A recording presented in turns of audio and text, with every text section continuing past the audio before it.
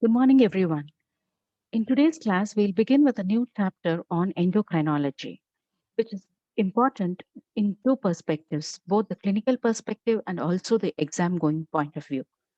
So let's begin the session with an introduction to the physiology of endocrine glands as per the CBME curriculum. I'm Dr. Swati Tikare from Alamein Medical College. So we begin with the competency. The second competency here, since it is more relevant to start with this one, PY 8.2, which is a very lengthy one actually. We will break it down into a number of objectives and keep learning.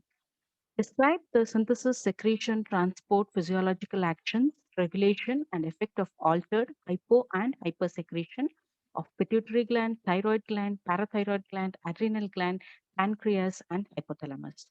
Under these competencies, we will have n number of objectives. The objectives that we are going to cover today would be to define an hormone. So by the end of today's session, you should be able to know or able to tell, understand the following. Define the hormone, list all the endocrine organs and the major hormones secreted in each, define the term paracrine and autocrine, and also give examples. Describe the mechanism of action and regulation of secretion of hormones. Describe what is upregulation and downregulation. Differentiate between genomic and non-genomic effects. So at the end of this class, we will have dealt with all this. So let's begin. So we all know that there are glands are of three types. The first one is the exocrine glands. So these secrete their secretions through ducts, that is the salivary glands like parotid, submandibular, or sublingual gland, or the tear glands, and so on. The second type of glands are the ones that we are going to deal with today is the endocrine glands or ductless glands. They do not have any ducts. They secrete their secretions directly into the bloodstream. Example, the pituitary, thyroid, parathyroid, adrenal, etc. Mixed glands are those glands which have ducts. Some secretions are through ducts and some as well as in the blood, like the pancreas. They have both exocrine and endocrine glands. Now, let's take a look at all the endocrine glands in male and in female from the top. So, we begin with the hypothalamus. The hypothalamus present in both males and females, except for the glands particular to the male and female.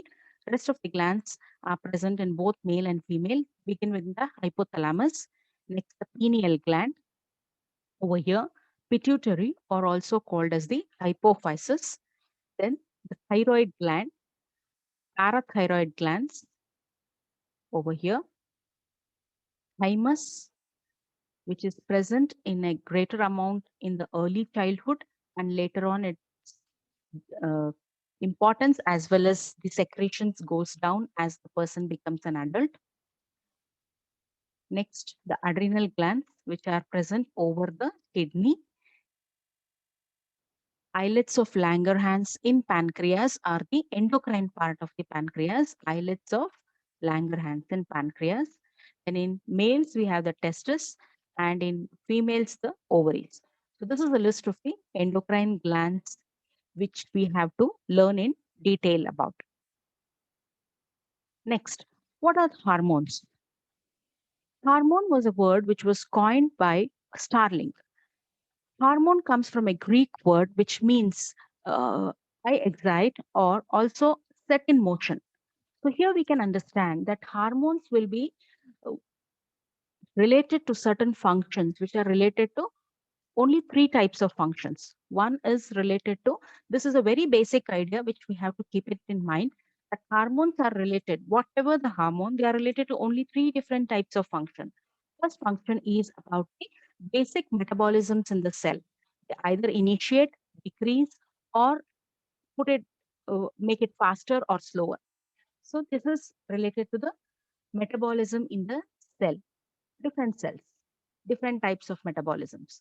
So one is that. Second, the hormone is always related with some growth. The third thing is it is related with reproductive functions. So these are the only three places where any hormone can work. So basically, this comes from the Greek word that is set in motion. So now let's define what is a hormone. A chemical substance produced by the ductless glands, either in bound or free form. So here, the hormone is not produced in a very refined manner. It may be present in the form of a bound form with the protein, which is also very useful. We will learn in the later times. So it's a chemical substance produced by the ductless glands, either in bound or free form, mediated by blood.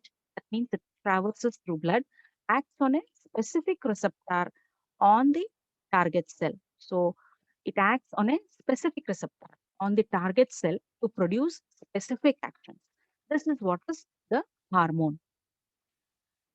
So this is a very complete definition of the hormone, a chemical substance produced by the ductless glands, either in bound or free form, mediated by blood, acts on a specific receptor on the target cell to produce specific actions, is known as the hormone. This is basically released in very small quantities and has a latent period of minutes, hours, or days. So it is very variable based on the hormone. Now, let's see the second part of the definition. We will clarify a bit what is that receptor and target cell and all those things. So, hormone and target cell interaction. How is it that several different types of hormones are produced, but we are getting some specific action out of it? Okay. So, what happens is the endocrine cell releases its hormone into the blood. The hormone traverses in the blood and it acts on only those cells. Now, here you can see there is a cell which does not have any receptor corresponding to this particular hormone. So, this hormone cannot act on this cell. Whereas there another cell with the corresponding receptor. This can act on this cell. It can combine here. It may be again the mechanisms may be different, but the hormone will have an action on this cell. So such a cell on which receptors are present to a particular hormone are called as target cell. So this particular hormone will have an action only on a target cell and there will be a response. So there is no receptor, there is no response.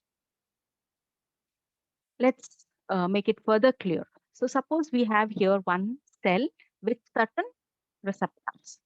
Here there is another cell with some other receptors, red color. So we have hormone A and hormone B. Now hormone A is the this particular cell is the target cell for hormone A.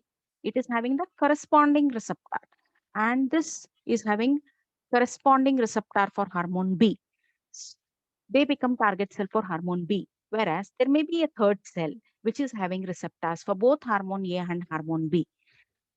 And it becomes the target cell for both hormone A and B. So like this, the, the though the production of the hormone appears happens somewhere else, the target where it is going to have action is very specific based on the presence of the receptors. So this concept explains how the hormones are able to be very specific, specificity of hormone action. Continuing, so the hormones which are produced in the produced and they are put into the blood, do they remain there for a long time? No, they don't remain there in the long time. They are metabolized very rapidly, and uh, their actions will remain as variable. They are variable. They may last only for a few minutes or few hours as per the requirement. So the hormones are the ones which, along with the neural signals, coordinate various metabolic processes in the body. So let's see some more characteristics of the hormones. So we can see that there is a single endocrine gland and it is producing many hormones. For example, it is the anterior pituitary. Okay, we'll be listing out all the hormones. You may also be knowing there are about 5 to 6 hormones, the growth hormone, the TSH, the FSH. So one single endocrine gland can produce many hormones, or a single hormone may have many sources. Example, somatostatin. It is produced by hypothalamus. It is also produced by pancreas. Okay. So the next thing, single hormone may have many varied target tissues. Okay, it's not that one hormone has one specific type of action. No, it can have varied target tissues. Now, if you come to the growth hormone, it may be causing growth of bones on the bone cell, whereas it will cause, if the same growth hormone can cause hyperglycemia in by increasing the blood glucose level. So it is not that a single hormone, a single receptor, and a single function. No, a single hormone can have many and varied target tissues and similarly varied responses. The reverse is also true. A single tissue may be responsive to numerous hormones. Okay, so these are some of the general concepts which we know we will not get many confusions at a later date. So now I request you that you should all make a tabular column of endocrine glands and their hormones as we go ahead with the class. Okay, so we begin with the first one, that is the hypothalamus. So the hypothalamus produces two important hormones, that is ADH, or also called vasopressin, and second hormone is oxytocin. ADH or vasopressin and oxytocin. And it also produces several regulatory hormones, that is thyroid, TSH regulating hormone, uh, growth hormone regulating hormone. So all stimulatory and inhibitory hormones for the pituitary gland. Okay, for the pituitary, for the anterior pituitary, we have so we will see those. So for all the anterior pituitary hormones, this hypothalamus will produce releasing and inhibiting hormones. Okay, so first is the hypothalamus. Second is the pituitary gland. The pituitary gland consists of two lobes, the anterior lobe and the posterior lobe.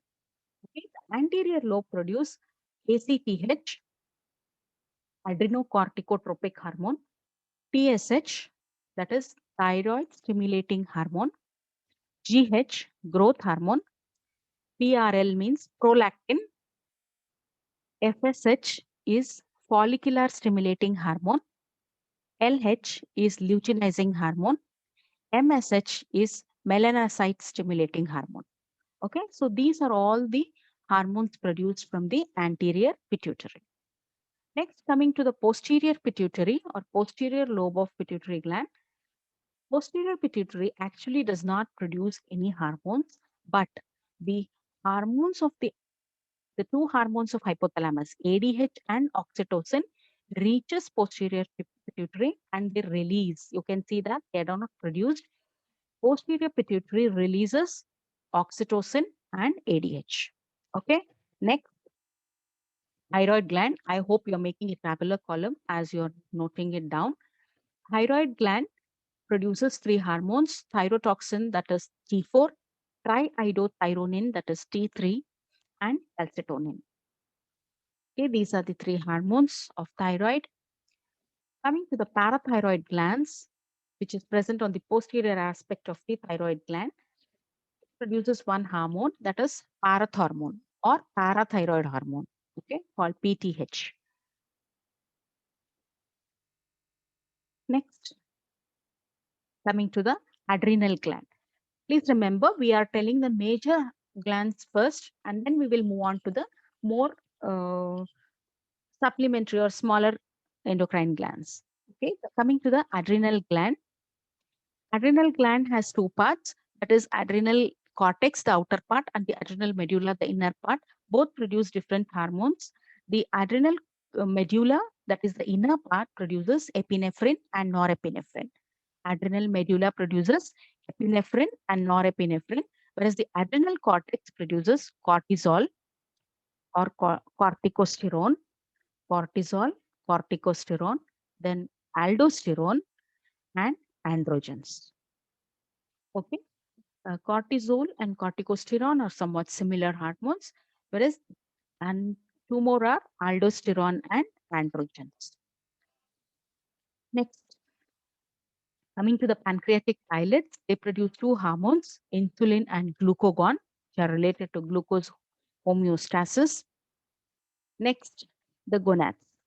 In the testis, two hormones, androgens, that is testosterone, and inhibin is produced. So testosterone and inhibin in testis, and in ovary, it is estrogen, progesterone, and inhibin. Okay, inhibin is common to both the gonads. Next, the pineal gland. Now we are coming to somewhat the minor endocrine glands. The pineal gland is producing melatonin. The heart produces natriuretic peptide, which are named as ANP and BNP. ANP is more, you might have already heard in the cardiovascular system. Natriuretic peptide, atrial natriuretic peptide. Next, the kidney produces, as you know already, erythropoietin and renin and calcitriol. Renin, erythropoietin, and calcitriol. Most of the times, these are dealt in the corresponding chapters, like in CVS, in renals, like this. Thymus produces thymosins. As I was telling you, this is more prominent in the childhood period, and it will atrophy as the person becomes an adult. So that was about all the major and minor endocrine glands in the body.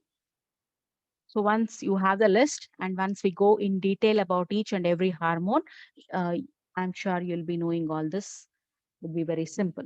Now coming to the classification of hormones.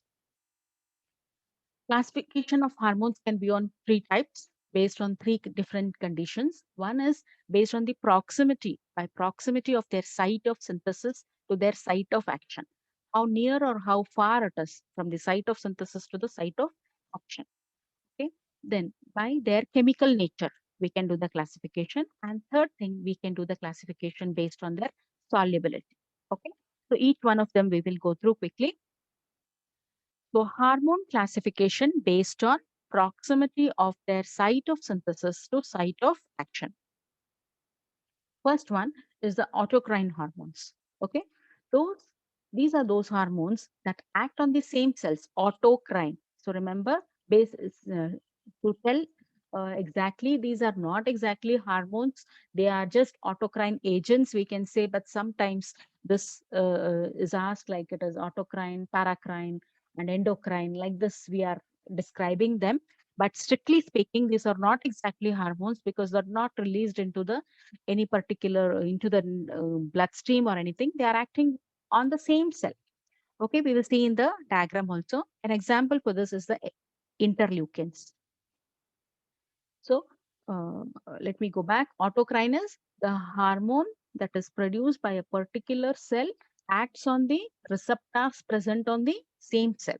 Okay, that is autocrine. Second, paracrine hormones. These are those that are synthesized and they act on a target cell which is very nearby, close by. So example is estrogen and testosterone. Endocrine hormones, those that are synthesized by endocrine glands and transported in blood to target cells that which are far off and that contain appropriate receptors. Okay, so these are the three divisions: autocrine, paracrine, and endocrine hormones. Let's look at this diagram. Come to the lower panel first. Okay, so you can see this is the autocrine. This is a cell which is producing certain hormones, but this hormone is acting on the receptor which is present on the same hormone. Okay, so the autocrine and paracrine are also together called as local hormones. Okay, local hormones. Uh, so as I was giving you an example of interleukins. Next, we will go to paracrine. So paracrine, this is the paracrine cell. This is producing some hormone and it is acting on a nearby target cell, which is having no doubt the receptors. Whether it is autocrine, paracrine or endocrine, what is common is that presence of a specific receptor for it to act.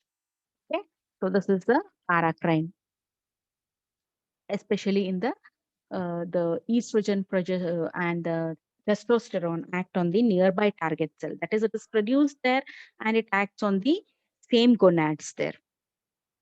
Okay, coming to the endocrine. So rest of the major endocrine or glands and the hormones that we told, they are produced somewhere, they are released into the blood and then circulating, and they act on distant target cell which have the receptor. If there are no receptors, it does not act. Okay, so this is the classification, one of the classifications of the hormones: autocrine, paracrine, and endocrine. Next, coming to the chemical classification based on structure of hormones. This is very, very important. And once we know this, we can tell the mechanism of action of any hormone, and it is very useful to know all this and remember. Okay, so we begin with the first one, that is the peptides or protein hormones. Okay, you remember we have three of them based on this chemical classification. The first one is the peptide or the protein hormones. So examples of this is all anterior pituitary hormones are protein hormones. Posterior pituitary hormone, ADH, oxytocin is also protein hormone. Glucagon, pancreatic hormones, they are also protein hormones. So for example, we will have taken these two. Next, coming to the next group, amino acid derivatives. Okay, so the previous one was the peptide hormone. That means that there should be some numerous amino acids are linked together to form a peptide, and that is the hormone. Here, when we are telling amino acid derivative, it is derived from a single amino acid. For example, thyroid hormones, T3, T4, they are tyrosine derivatives. Okay. The next example is catecholamines. That is, you remember adrenal medullary hormones. Okay, epinephrine and norepinephrine, and also dopamine. Okay, they are also tyrosine derivatives. Together, they are called as catecholamines, epinephrine, norepinephrine, and dopamine. Okay. Then the third example is serotonin and melatonin. Okay, but these are tryptophan derivatives. So this is the third one category is the steroid hormones. These are derivatives of cholesterol. Example, estrogen, progesterone, testosterone, cortisol, aldosterone. Okay, all these are steroid hormones. So it is, I cannot specify more that it is very important to remember this categorization. Let's see what are the other differences between these three types of hormones. Okay, so on my x-axis, I have the three types: peptide, amino acid derivatives, and the steroids. On the y-axis, let us see what characteristics it is different. So beginning from the structure, which we all know already, peptide is protein or peptides. In amino acid derivatives, we have two divisions. One is the catecholamines. Sorry for the wrong spelling. Catecholamines, amino acid derivatives are divided here again into catecholamines and thyroid hormone. No other hormones are very important under this category. These are the most important ones, the catecholamines and the thyroid hormone. The third category is the steroid.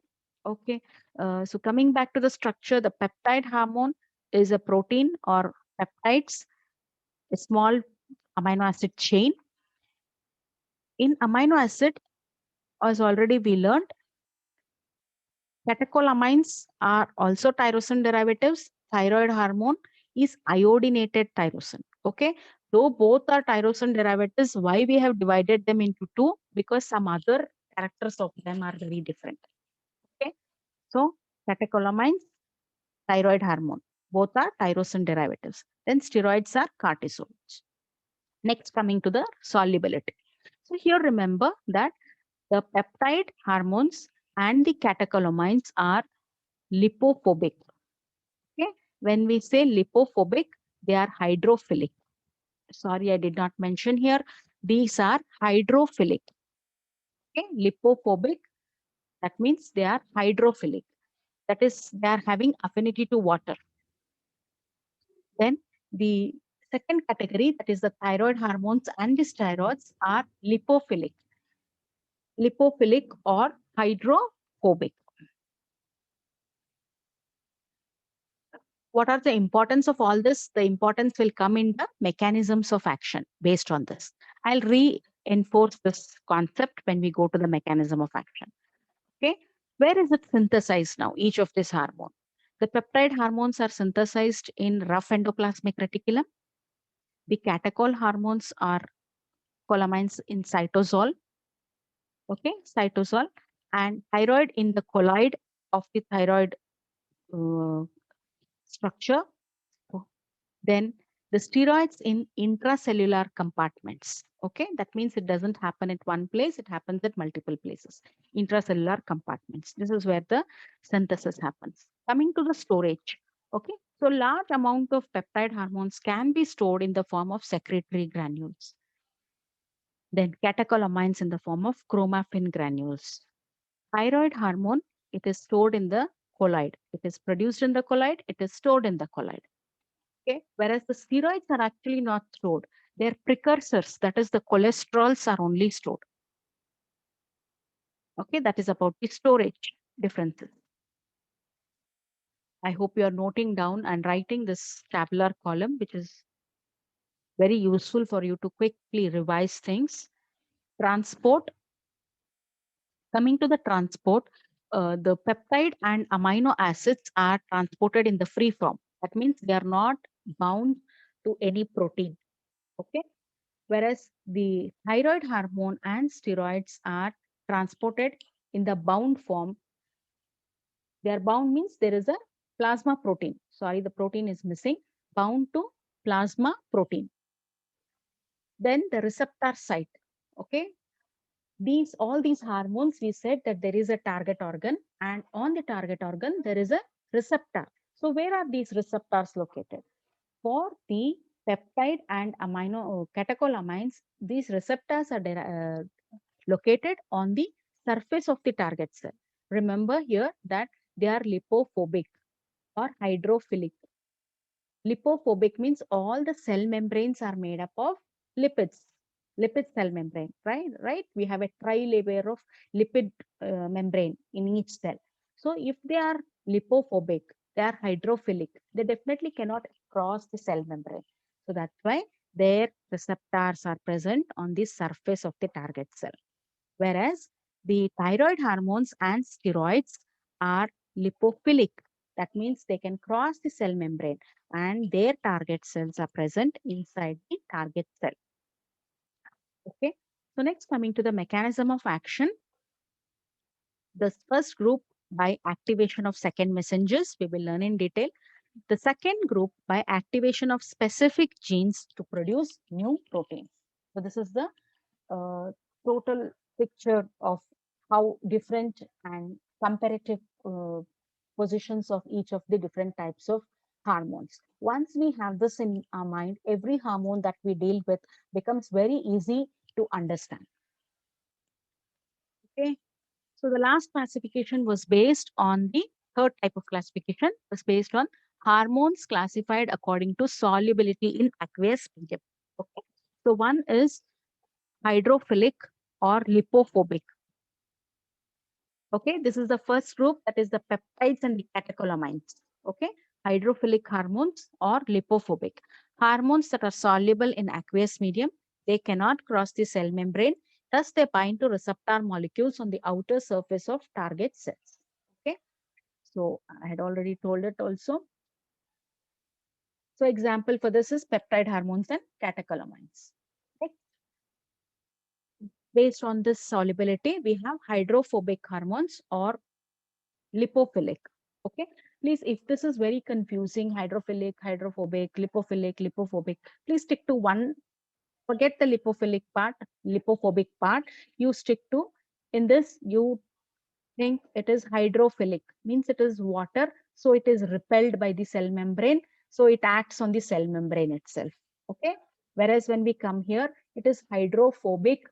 Okay, then if it is hydrophobic, then it will allow it to its entry into the cell membrane.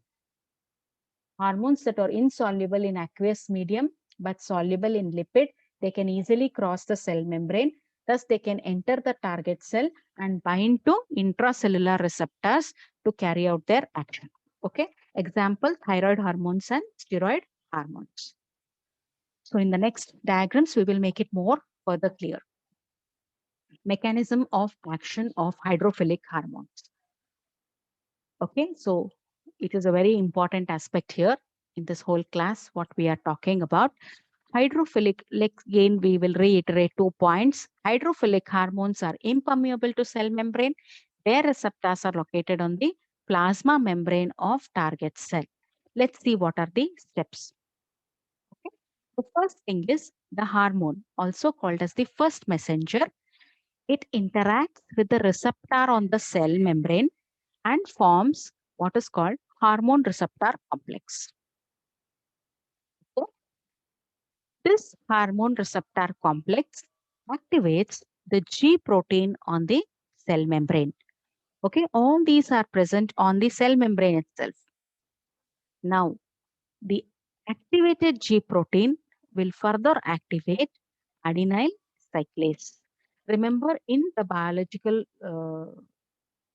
processes, nothing is just happens in one step. There are multiple steps. The multiple steps is always helpful to maintain the regulation, to hasten, slow down, cut.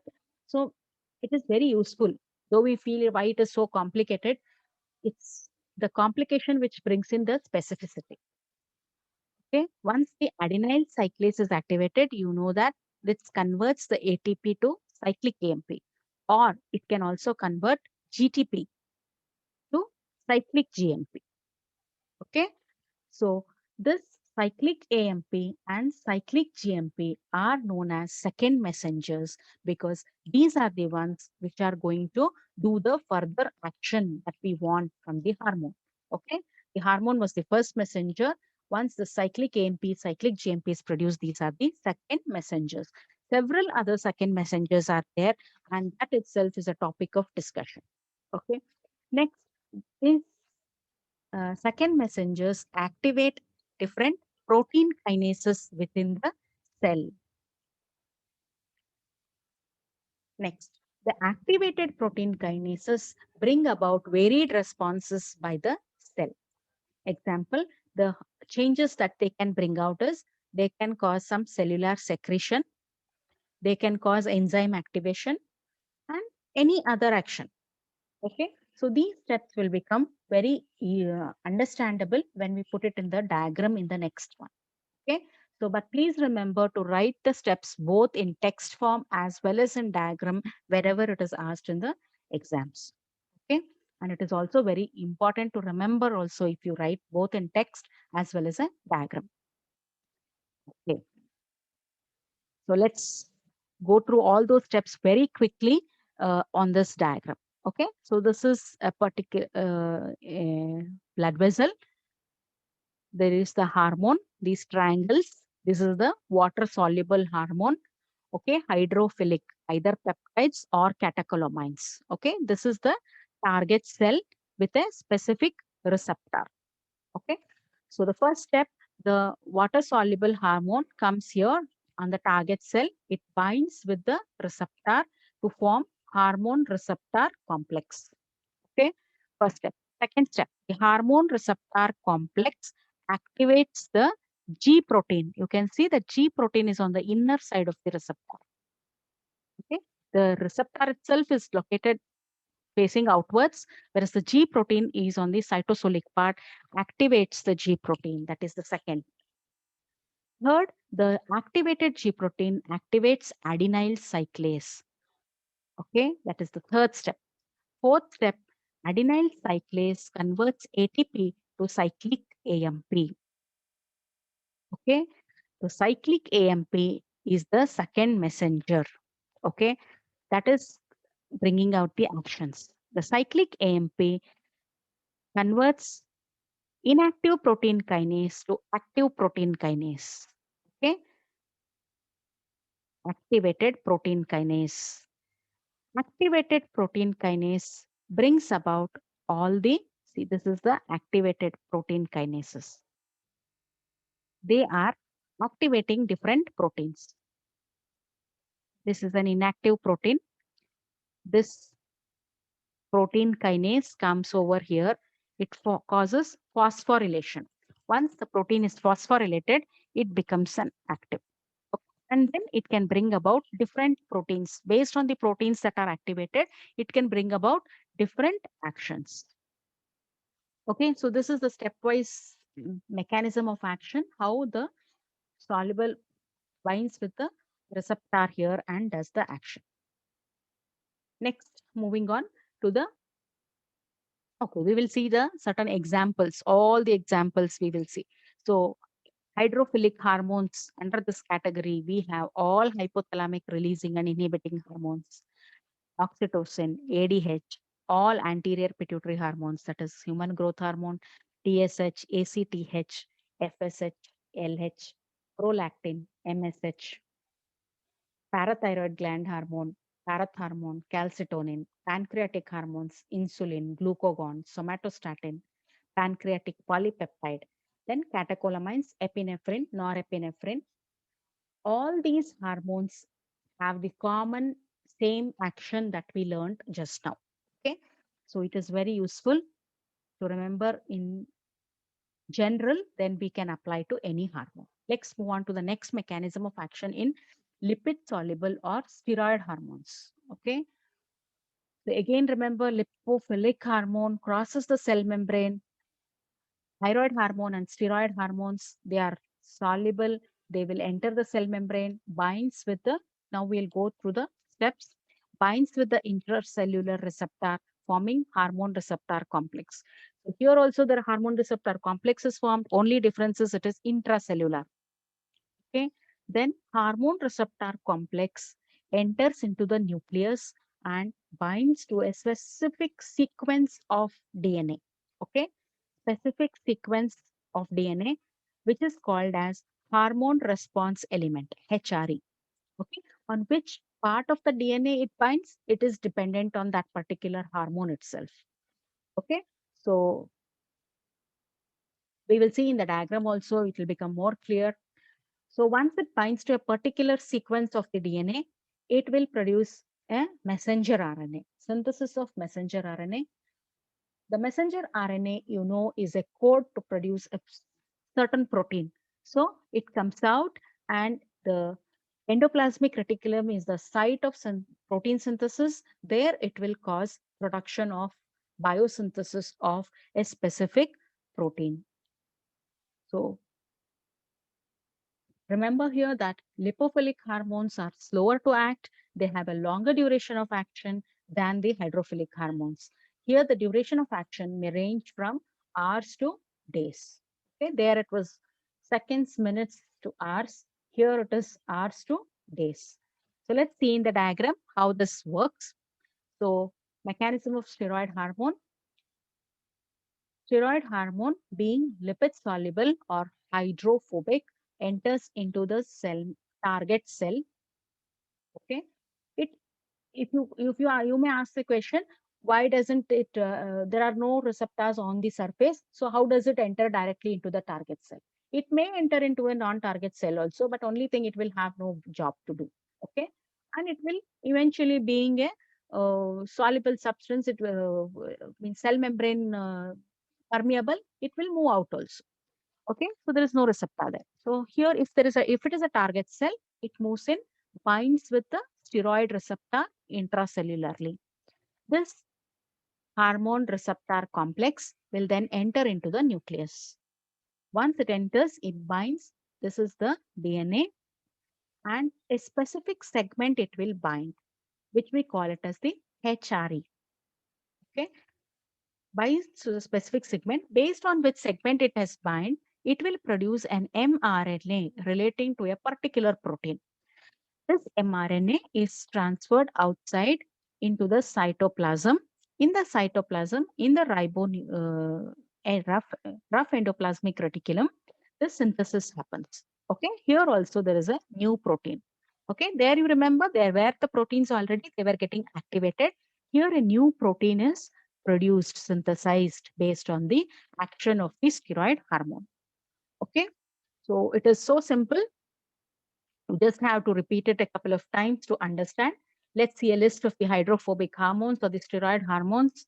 Aldosterone, from adrenal gland, calcitriol, testosterone, estrogen, progesterone, T3 and T4. There are many more. There is the cortisol, there is the corticosterone. The list is not complete. Only few of them are put up here. Okay, so let's move on.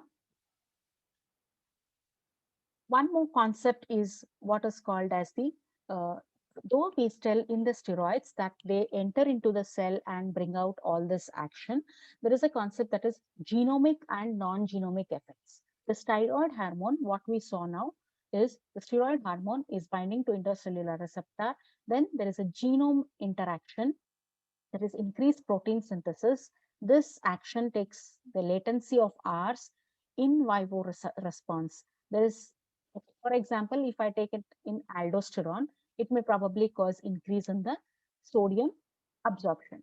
Okay, so it's very, let us keep it generalized. Okay, there is one particular action which is following this, but some hormones, some steroid hormones also have a non-genomic action. Okay, no doubt they are coming within the cell, binding to some intracellular receptors, membrane or intracellular receptors. Probably this is not very well explained, but they can also increase the second messengers and kinase, and this action takes very less time, latency of seconds. Okay, and it is a cellular response. Okay, though you don't understand right now much in detail, I would like to say just two lines you please remember related to genomic and non-genomic effects. The steroid hormone basically acts in this fashion, in the genomic fashion. That is, it enters and alters some protein synthesis, binds inside and produces mRNA and all those stuff. Okay, that is the genomic action. But a minority of its actions are non-genomic, and that actions are happening a little quickly. Okay, some specific examples we will see later on when we are dealing with individual hormones. Next, coming to feedback mechanisms. How is this? This is related to the regulation mechanism of hormonal regulation. How are they regulated? How it becomes increased, decreased, all that. So we have basically two feedback mechanisms. This is already known to you probably in the lower classes: the negative feedback mechanism and the positive feedback mechanism. Okay, the negative feedback mechanism is one where you begin with something, and whatever the end point is, it will decrease the beginning. Okay, so negative feedback is when the response diminishes the original stimulus. Positive feedback is when the response enhances the original stimulus.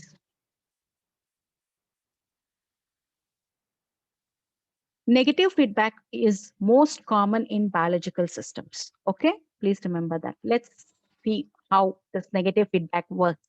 Okay, suppose let's say there is an exposure to cold, hypothalamus really realizes it, and remember that thyroid gland, thyroxine is one hormone which will increase heat production. Okay, so whenever the person feels cold, so hypothalamus is stimulated, thyrotropin releasing hormone TRH is produced, that will act on anterior pituitary. Then this will produce TSH, thyroid stimulating hormone, also called thyrotropin. Okay, TSH, and this thyroid stimulating hormone will act on thyroid gland to produce thyroxine. So ultimately, thyroxine is definitely going to increase the body heat. But what else it does is, it once the thyroxine is produced, it inhibits the production or inhibits anterior pituitary, so that no more TSH is produced. It will also inhibit the hypothalamus so that no more TRH is produced. Okay, so we begin with some stimulus, and ultimately, once it comes to lower down, this itself will inhibit. Okay, it should be like that to maintain the homeostasis. That means to maintain a balance. Otherwise, it will go on increasing and increasing, isn't it? So negative feedback mechanisms are the most common ones in the biological phenomena, and that is how they maintain the balance. Okay. So next is about the how is positive feedback mechanism working. So let's take an example here and understand. Okay. Here the suckling will stimulate the sensory nerves and there is production of milk. Okay, and small drops of milk are made available to the child. So what happens? The suckling effect will cause the pituitary gland to release oxytocin. Okay, the oxytocin will act on the breast tissue and cause both production of milk as well as release of milk. Okay, and once the milk is released, there is more suckling from the baby. The more suckling will again cause the release of oxytocin. Okay, in this way, this is a positive feedback link. That is, sensory stimulus cause releases oxytocin. Oxytocin causes production of milk and release of milk, and there is suckling because there is milk flow. And again, this cycle continues. Okay, there are very limited places where positive feedback is required and it is useful. Rest of the places, it is the negative feedback mechanism. Okay, coming to some hormone interactions. What is down regulation? So remember, we don't want the hormone to go on and on and on. Okay, we want some limitation. So what happens is whenever the hormone is produced in a greater amount, the receptors will start coming down in numbers. Okay, let's see what is this down regulation. Decrease in target cell receptors when excessive hormone is present. Okay, when there is excessive hormone, there is less reduction in the target cell receptors. They will just go inside. Okay, there is not removed or anything. So decrease in target cell. Upregulation means whenever there is increase in target cell receptors when there is a deficiency of hormone. Okay, so it is adjusting by itself. More hormones, less receptors, less hormone, more receptors. That is the down regulation and up regulation. Okay, there are two more words which I would like to tell you now. One is what is called as permissive effect. So what is this permissive? The name itself suggests there is some permission required here. So that means here for the action of one particular hormone, the presence of another hormone is essential. Okay, that is called as permissive action. When the actions of a hormone on target cell requires simultaneous or recent exposure to a second hormone, it is called permissive effect. Next, synergistic effect. As the name suggests, synergy means together. So, two hormones acting together have a greater or more extensive effect. Then we call it as a synergistic effect. The antagonistic effect. So one hormone opposes the action of another hormone. So this is very common. So if we have one hormone to increase the temperature, one we should have to decrease. If one is stimulating growth, one we need to inhibit growth. If one is increasing the calcium level, one should decrease. So this type of hormones are always there. That is the antagonistic effect. Okay, so most important here is the down regulation, up regulation, and permissive effect. The remaining are more understandable automatically. So now let's just rewind and summarize what all we have completed in this session. So we based on the competency module we are taking this class, the objectives we wanted to cover today. We have defined what is a hormone. We have listed all the endocrine organs and the major hormones that are secreted in each. Define the term paracrine and autocrine and give an example for each. We have done this. Describe the mechanism of action and in peptide hormones and in steroid hormones. Then we have done the regulation of secretion of hormones by positive feedback and negative feedback mechanisms. Describe upregulation and downregulation. We have done that. Differentiate between genomic and non-genomic effects of the steroid hormone. We have done that. So please make sure that you have also learned all this before you say that you have completed this whole thing. So see you again for the next class. Thank you.